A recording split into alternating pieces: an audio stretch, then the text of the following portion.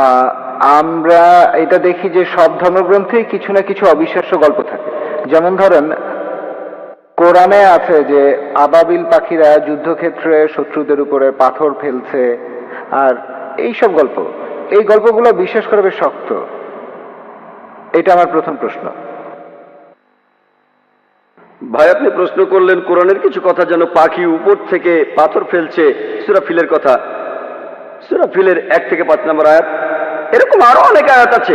কোরআন বলছে শাক্কুল কামার, নবীজি মুহাম্মদ সাল্লাল্লাহু আলাইহি ওয়াসাল্লাম চাঁদকে 2 ভাগ করেছিলেন, মুসা আলাইহিস সালাম সাগরকে 2 ভাগ করেছিলেন। এগুলো কঠিন কাজ, হ্যাঁ, এগুলোকে বলে অলৌকিক। অলৌকিক কাজ হলো সেগুলো যেগুলোর কোনো ব্যাখ্যা মানুষ দিতে পারে না। মানুষের পক্ষে চাঁদকে 2 ভাগ করে ফেলা এটা অসম্ভব। আবার কোন মানুষ সাগরকে 2 ভাগ করে ফেলবে, তার মধ্যে রাস্তা থাকবে, এটাও অসম্ভব। তাহলে এগুলোকে বলা হয় অলৌকিক। শুধুমাত্র ঈশ্বরই এটা পারেন, আপনি আমি পারবো না। আমরা এই কাজের ব্যাখ্যা দিতে পারবো না। আমরা শুধু একটা উপায় এটা প্রমাণ করতে পারি, যদি সেই সময়ে ফিরে যায়। এখানে বর্তমান থেকে আমরা অতীতে যেতে পারবো না। 3000 বা 4000 বছর আগে গিয়ে আমরা দেখতে পারবো না মুসা আলাইহিস সালাম সাগরকে ভাগ করেছিলেন কিনা। তাহলে কি করব? এই অলৌকিক গুলো আমরা অতীতে গিয়ে পরীক্ষা করতে পারছি না। কিন্তু পবিত্র কোরআনে এমন অনেক কথাই আছে যেগুলো এখন সত্যি প্রমাণিত হয়েছে। যেমন ধরুন, কোরআন বলছে বিজ্ঞান নিয়ে কথা, বিগ ব্যাং সম্পর্কে। কোরআন বলছে চাঁদের আলো তার নিজস্ব আলো নয়। কোরআন বলছে পৃথিবী বর্তুলাকার। কোরআন বলছে সূর্য প্রদক্ষিণ করে। 1400 বছর আগে মানুষ ভাবতো এগুলো কোন ধরনের কথা? চাঁদের নিজের কোনো আলো নেই, পৃথিবী বর্তুলাকার, এগুলো কি সত্যি? এগুলো বিগ ব্যাং এর কথা? এখন বিজ্ঞান অনেক উন্নত হয়েছে, এখন আমরা জানি সবই সত্যি। তবে অতীতে কি হয়েছে জানার জন্য অতীতে যেতে পারবো না। আমার যুক্তি বলে কোরআনে যে কথাগুলো আছে কিছু পরীক্ষা করা যায়, কিছু পরীক্ষা করা যাবে না। আমরা অতীতে যেতে পারবো না, তাহলে এই ব্যাপারগুলো কিছুটা অপরিষ্কার। আমরা বর্তমানে যেগুলো পরীক্ষা করতে পারি সেই কথাগুলোর মধ্যে যা কিছু পরীক্ষা করতে পারি, ধরেন 80% চেক করতে পারি। আমার যুক্তি বলে 80% কোরআনে যে কথাগুলো আছে পরীক্ষা করতে পারি, সেগুলো একেবারে 100% সঠিক।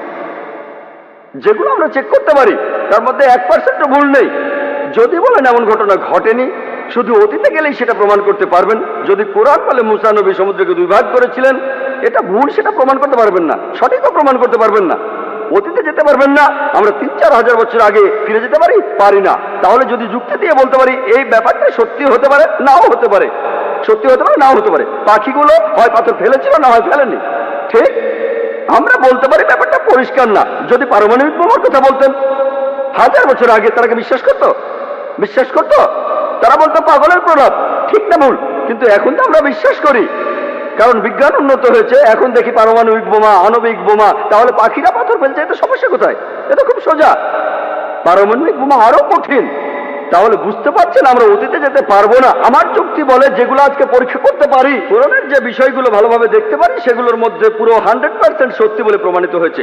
20% আমরা পরীক্ষা করতে পারবো না, কারণ অতীতে যেতে পারবো না, ভবিষ্যতে যেতে পারি না। বেহেশত আর দোজখের অস্তিত্ব বৈজ্ঞানিকভাবে প্রমাণ করতে পারবো না।